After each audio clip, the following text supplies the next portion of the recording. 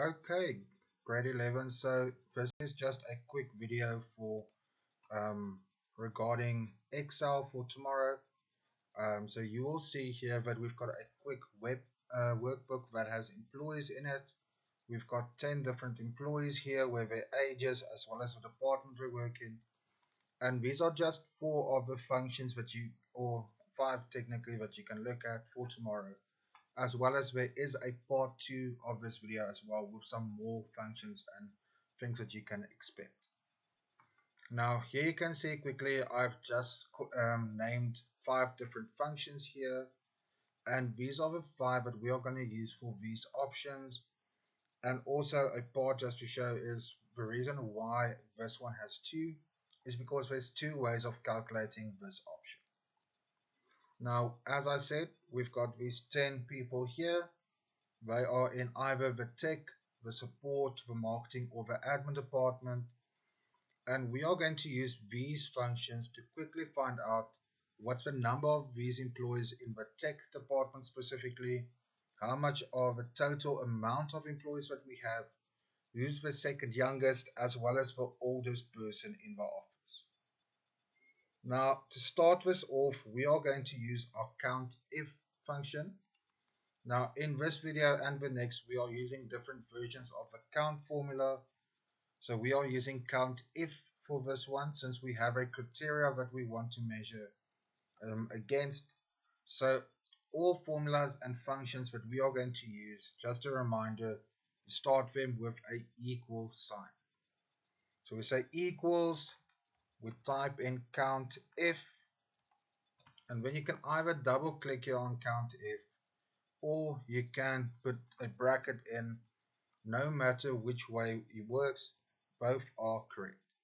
Now a key thing is you'll see this one keeps COUNTIF as lowercase, but if I click here, you see it goes uppercase. There is no difference between these two, and you will get marked correct for both of them. Now we're looking for our range. Now your range is where the information is that it needs to look at. So in that case, we are looking from E3 up until E12. And as you can see, it's identifying the different options there. And that is our range. Now, then from there, you can see that there's a semicolon here. Now, your computer might use a comma, so just check that.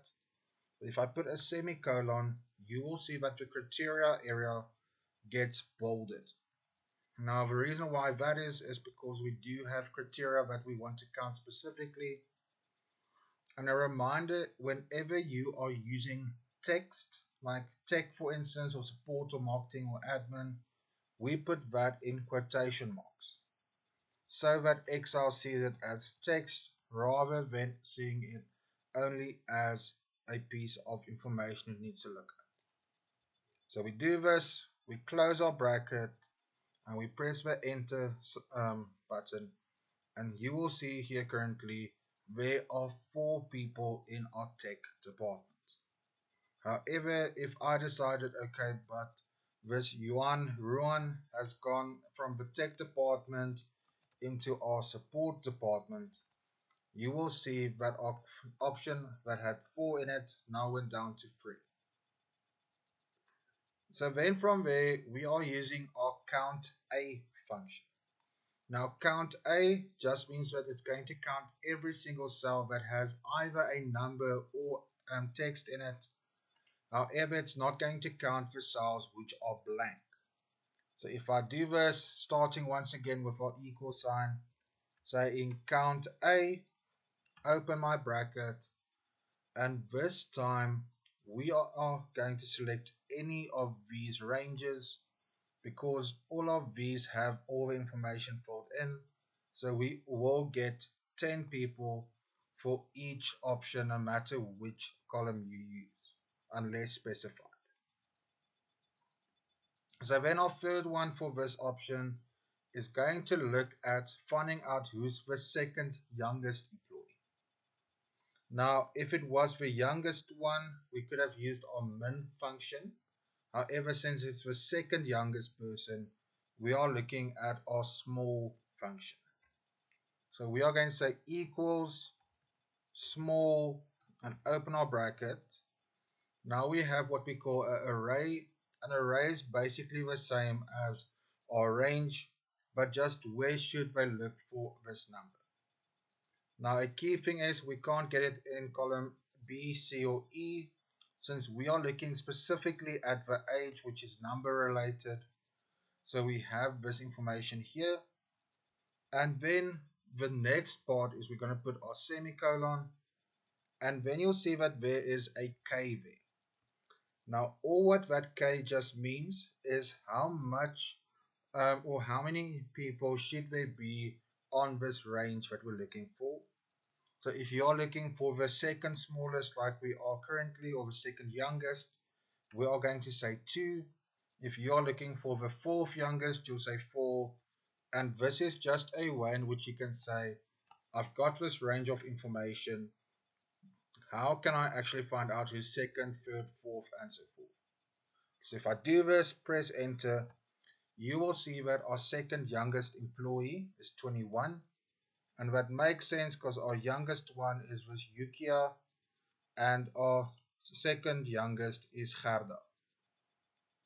So then the last function for this video that I'm going to look at is your large and your max functions. Now this time we are looking at the oldest person in this office. So exactly the same as we just have done with small.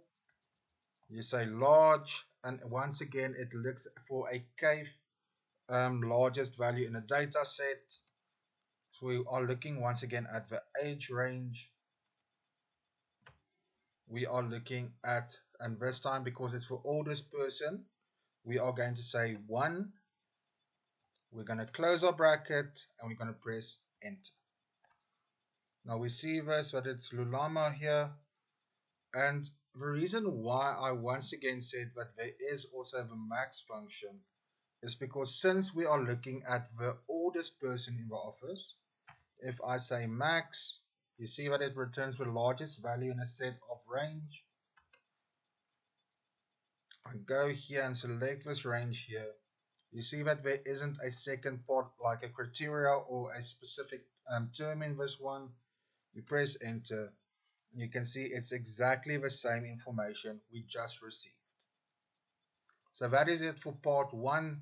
We are now going to go to part 2, which talks about the hours that these people had worked and so forth. So please go and watch that, as well as the video on HTML for tomorrow.